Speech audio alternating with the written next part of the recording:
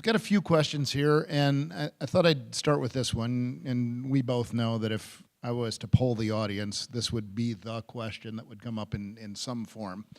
So given all the things you've done around this area, how are you going to scale those to go to work when you become president of the United States?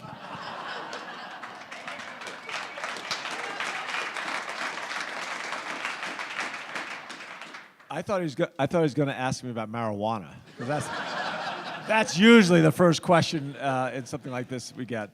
I think keeping college and especially community colleges affordable is going to be a huge issue as we go forward.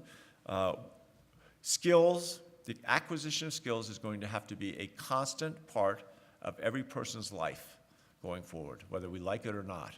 And we can't do the work for them, but we can provide them with avenues so that when they do the work to acquire new skills, they feel like they're doing something that matters.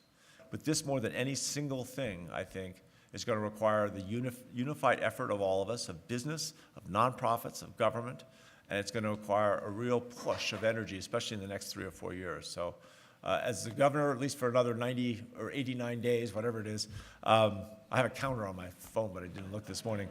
As the governor of the state of Colorado, I deputize each and every one of you to be part of this. Thank you very much, and giddy up.